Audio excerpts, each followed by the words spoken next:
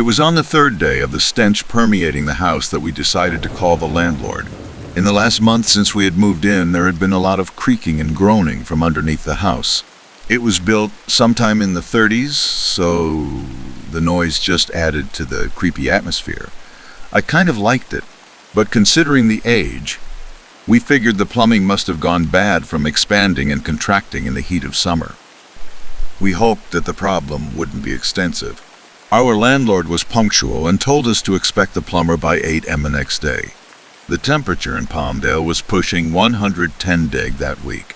While intolerable, it wasn't breaking any records for the Southern Californian desert. The temperature was notable this late in September, though. Usually by this time of the year, the heat would have broken. But it had been the hottest summer in recent years. Because the house was so old, there wasn't any central air conditioning. Instead, the owner had opted for smaller built-in AC units. They didn't make the house much cooler until the sun went down, but it was cheaper than central air. We had lived in the Antelope Valley our whole lives. It wasn't the best place to grow up, but it was home. The town had deteriorated in the last 10 years, and there had been an influx of homeless and vagrants in the area lately. But the price was a steal, and we couldn't turn it down. When we moved in, I had placed a plank of wood over the opening to the crawl space to keep the dogs from venturing underneath the house. Every couple of days, when I would walk past the side of the house, I would notice the plank had been knocked over. We had 2 small dogs. It was odd to think that they were able to knock the plank down, though I had seen them do stranger things. After a few weeks, I was tired of putting the plank back up, so I had placed some boulders I found in the desert in front of the wood to reinforce it. It seemed to hold up. I couldn't see the dogs being able to get past the boulders. Later on in the evening, we saw the dogs pawing and growling at the barrier. We laughed and joked how they were mad about not being able to get under the house. It had been almost a week, and I felt proud of my makeshift barrier. When I went to the side of the house to dismantle the facade for the plumber, I noticed there was a small hole just big enough for our dogs to fit through. Right underneath the boulders and plank, those damn dogs were resilient. I removed the wood and was assaulted by a wave of humid, fetid air. "Good Lord, it smells like death under there," said the plumber. I offered him an ice-cold bottle of water from the fridge. Thanks. You couldn't pay me enough to go down there with that rancid stench." We sat in the living room while the plumber worked. We wore the least we could get away with. Windows open, fans on high speed. I was kicking myself for not investing in a window-mounted swamp cooler like Dad had suggested. Ashley mentioned she was hungry, and I cracked a joke about her eating the rest of my leftover veal parmesan from the restaurant from last week. She swore she hadn't touched it, but I knew she had a habit of picking at my food. I let it go. We hadn't been shopping for groceries in a few days, so we made a plan to go after the plumber was done. Hopefully, it wouldn't be too hot by then. Whatever food we still had needed to be cooked, but to cook meant to turn the oven on, and even at 8 it was too hot to cook. Not to mention the smell didn't give us much of an appetite. Jesus Christ. We heard the muffled panic through the thin wooden floor of the family room. I ran from the living room towards the back door and saw the plumber through the window, stumbling from the side of the house in a panic, covered in filth, trying to regain his composure. I opened the door and stood in the doorway, anxious to hear how severe the problem was. He climbed the 3 steps to the patio towards me. "What happened?" I asked. "We need to call the cops," he said. "What do you mean?" He hesitated for a moment. "There's a body underneath your house. That's what you're smelling? This isn't a plumbing issue. This is a hazmat issue. Do you have any idea how they got under there?" When the police arrived, they cordoned off the house but wouldn't let us leave. After their initial investigation, they confirmed that the body was in advanced stages of decomposition, though the coroner estimated that they had been dead for no more than a couple days. The time of death didn't match the putrefied state of the body. We sat in the family room with the dogs. They licked our hands as we rubbed them for emotional comfort, waiting for the police to question us. They didn't mention it, but I knew the police saw us as persons of interest based off the questions they asked. How old was he? What was his name? Did we know who he was? We didn't know. They left after finding that our story couldn't corroborate any suspicion of foul play. We stayed with Ashley's parents, who lived in town while the house was being sanitized by the hazmat team. No more than a week had passed before the coroners had finished their report. They identified the man as Jesus Paez, 66. The police confirmed his identity as one of the local homeless. The coroner mentioned that his body had bits of flesh missing at various locations. Hyperthermia was the cause of death. He must have crawled under the house and the heat killed him. They suspect that he had been living underneath the house for a while and either fell asleep or became trapped there as the temperature rose. I thought about the plank of wood and the boulders I set up, and it all came together. The noises, the missing food, the smell. My wife Vicky means more to me than my own life. I've consulted doctors after hours, anonymous clinical helplines, even a suicide hotline, for Christ's sake. The only course of action that I have left is to release her into professional medical care. As weak as it makes me sound, I just know that once I do that, I'll never see my wife again. I'm overly long-winded, and even more so when I'm upset about something, so bear with me. The day started like many others, with the rough sound of wood grinding against wood drilling through my subconscious like a boring bit, rudely rousing me from sleep. "All right, honey," I mumbled to Vicky, who I knew was pretending to be asleep so I'd get the baby. "Devon's awake now." I opened my eyes and stared at Devon, who had managed to scoot his crib across the entire floor to my bedside. "Stay here and watch him so I can pee. If you don't let me pee by choice, it will happen on its own anyway, causing Mommy to be in a very, very bad mood today." Vicky grumbled through sleep, swollen lips as she threw the covers off of herself and rose to her feet. She kissed the top of my head and handed me some dehydrated banana slices to keep Devon busy as she rushed to the master bathroom. Our puppy Jet was clawing on the outside of the second bathroom door, desperate to drain her own bladder. "Hang on, pup," I yelled out, letting her know I was aware that she's awake and had to go outside. Devon was out of his crib completely by now. I could hear his little feet padding around the kitchen. My temples pounded as I heard giggles scatter throughout the rooms around me. Looking back now, I honestly didn't know why I was surprised. It's been like this almost every morning since my baby learned how to walk. Seconds after Vicky stepped out of the bathroom, her face scrunched up in anger and disgust. "What happened?" I asked, looking down at her feet. Her middle toes were surrounded by a smeary, wet blob on our bedroom carpet. Oh my God, it's so squishy. The viscosity of it alone makes me want to puke," she lamented. Surveying the scene, I discovered she'd stepped in two of many pieces of discarded banana slices. After placing Devon behind the baby gate in the living room, Vicky limped to the laundry hallway in search of a dirty towel to clean her foot with. I stifled laughter through my palm as I took care of my own bathroom needs.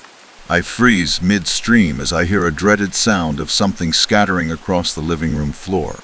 To my dismay, in the moments it had taken my wife to cross the house, Devon had found the can of Pringles I'd neglected to put away the night before. By the time I entered the living room, Vicky's hands were resting atop her head in defeat, as both puppy and toddler voraciously smashed and ate at the tiny pieces of chips. "Great!" Clumsily vaulting over the baby gate, Vicky grabbed the broom and started sweeping up the mess. "I can get that, babe," I commented, attempting to grab the broom from her. Jet and Devon both swatted at the broom conspiratorially, one more feat on their eternal quest to thwart the ever-ongoing cleaning process.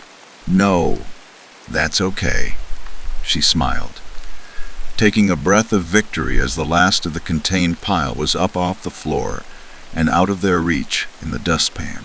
"You have to finish packing," she lightly scolded. Just as one issue was dealt with, another arose. Our eldest son, Charlie, called out from his bedroom that he needed help logging into his school conference on his computer. "Relax," I say to Vicky as I kiss her cheek. "I'll take care of it. I barely have anything left to pack anyway. I'm sorry they're so crazy today." I murmur through an awkward smile as I gesture to the two smallest members of our family. Charlie's almost fully situated with his laptop when I hear a shrill cry come from the kitchen area. I bounded out of his room to see her feet twist around each other as she futilely tried to attain balance. I started running for her, knowing full well I wouldn't reach her in time. The dustpan flies from her hand as she hits the floor with a hard thwack. "Fucking gate!" I exclaimed. "Jesus Christ, are you all right?" As my wife lays there waiting for the pain to kick in, our dog Jet tentatively makes her way through the broken section of the fence. The slightest smile formed at the corners of Vicky's lips, as if she was allowing herself the tiniest bit of comfort in the situation at Jet's presence. She was probably assuming the dog was coming over to check on her. "Hey girl," she mumbles. Jet sniffs her face for a moment in response before proceeding to climb over it to devour the Pringles bits scattered on the floor. Great. The first thing I did after making sure that she was okay was chuck the baby gate out into the yard as far as I could throw it. I continued to check on her intermittently, but shock and adrenaline seemed to carry her through the rest of the day with little to no pain. She said her body felt stiff, sure, but that was about the extent of it. What we woke up to the next morning was a whole different story. "Fucking hell," I exclaimed. The covers were pulled from our feet as I swung my legs over the bed to get my bearings for the morning. Vicky's left foot was swollen and covered by a deep crimson bruise. Her pinky toe was slightly misshapen and set in a different direction than before. She began wincing audibly before my fingers even came in contact with the toe beside it. The end was scuffed and scabbed over, but so far it looked like the pinky toe was the only one broken. I was beyond horrified when the toenail separated at only the slightest touch. I'd imagine it hurt like a son of a bitch. A gelatinous film of where old blood melded with new was visible from underneath the nail. It wiggled against my fingertip, and I just knew the main things holding it in place were her green nail polish and the sliver of skin with nerves attached. Mind you, I can't handle all that shit. The scenes in the scary movies where someone's nail comes off as they grasp the wall for safety as they're abducted, can't even do it. Not to mention the pain. I'm sure it already hurt like hell as it was. It wasn't likely that yanking the rest of it out would feel any better. "Are you sure I should go?" I asked worriedly. "I don't feel right leaving you here, injured with 2 kids. I'll be in the woods a lot, and service is shitty out there. Can you even walk?" We only had a limited window of time before the baby woke up and I had to leave. So with gritted teeth, she swung both legs over the edge of the bed, placed both feet on the floor, and limped to the bathroom. "I think I'll be okay," she called out in the friendliest voice she could manage. A random car horn blared outside, followed very shortly by Devon's shrill cries. "God damn it," she exclaimed. "I love you. I'll miss you. Call me when you can, okay?" She blurts dismissively before planting a passionate kiss on my lips. She means well, just gets stressed easily. I'm sure the business trip I was about to leave for didn't help either. But I was up against another guy, Mark, for a promotion. He wasn't able to make it due to family obligations. The joy on my boss's face as I assured him I'd be there cemented my lingering suspicions. If I did go, I knew I'd look a hell of a lot better for the job than Mark would. It's just the way things were. I needed a leg up. I deserved that position. Vicky understood and was grateful for the opportunity for a higher paycheck. The drive was shorter than expected. I won't bore you with the details. After all, that's not why we're here. We're here because of the text messages and voicemails I received throughout the weekend. As was mentioned previously, leaving her over 100 miles away with an injury was a little more disconcerting due to the fact that reception was rumored to be a joke where I was. That's why that location was picked. Minimal distractions. I had a 2-mile window of service on the way to the terminal where I was able to check my messages. They began flooding my phone in a symphony of pings. Voicemail 958. Hey, honey. Miss you? Your mom just came to pick up the kids, thank God. So, I ran some warm water in the tub, poured in some Epsom salt and bubble bath, and stepped right in. I was hoping that swishing my foot around enough would help the damaged nail fall off on its own. The water took on the slightest tinge of pink after I placed my foot under the faucet. Pain seared through my leg like a lightning bolt. It was awful. Sadly, the only thing washing my feet accomplished was to piss me off. Also, did you know that warm water increases bleeding? A not-so-helpful tidbit after the fact, Chris. After folding a paper towel into fourths and grabbing my peroxide, I was ready to get it over with. I remember wishing my dad was there. You remember the deal, right? You'd have a loose tooth and your dad would tie a string around it, attach the other end to a cabinet or doorknob or something, and then slam it. He's told you about it at least 100 times. It's much more anticlimactic than it sounds, but yeah, I really wish the same rules of physics could be applied to a fucking nail. Anyway, I bit down on a washcloth like I'd seen people do in old war movies, perched my still dampened foot on the ledge of the sink, and grabbed hold of the nail. The paper towel was too slick against the fresh flow of blood to get a decent grip. Or maybe that's just the excuse I gave myself to avoid intensifying the pain. I'm gonna leave it be for a while and try again later. I wish you were here. 11. 17 aim. My foot slipped off the lip of the damn vanity. It hit the knob to the door on the way down. Swirls of red, black, and white consumed my vision as I swore into the cloth in my mouth. The cotton fibers against my tongue threatened to gag me as I bit down after the last K sound of a freshly uttered fuyu. 12. 2 p.m. I found a small, bloodied nub of nail lying dejectedly on the floor. One way or another, I got the fucker, right, babe? 5:38 p.m. Weird. So where there was once blood, marrow, and damaged tissue, now sits a perfect nail. Here, I'll send you a video. Moments later, a 4-second-long video clip appeared in my inbox. 4 lime green painted toes wiggled effortlessly, with a perfect but unpainted one dancing along with them. 5:42 p.m. Okay, Chris, there are 2 options here. The replacement nail grew crazy fast all day, which was more like 6 or so hours in the damaged one's place. I've gained access to unexplainable regenerative powers. Admittedly, I just looked at my screen, dumbstruck.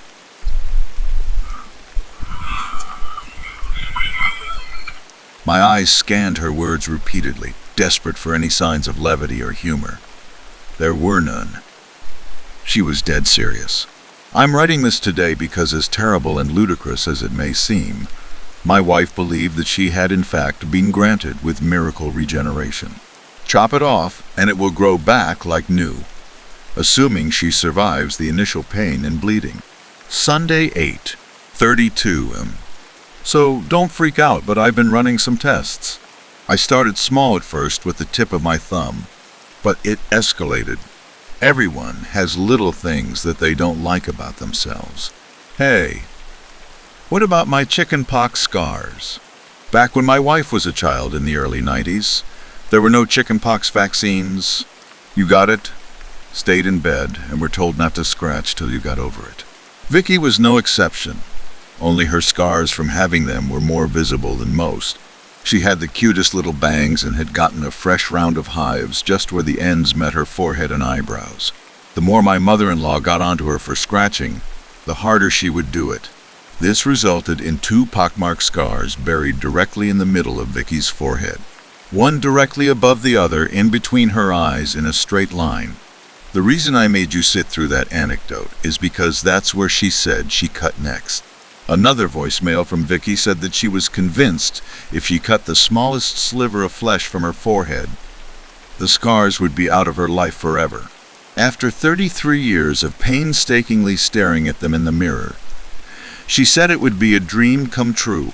A crippling wave of panic and self-doubt must have overwhelmed her the moment she finished filleting the top part of her face because a flurry of messages followed in rapid-fire succession. Sunday 9:49 am. Christ, Chris, what if it doesn't grow back? Did I really let slight discomfort make me replace 2 small marks with a gaping square? How the hell would I explain the new scar?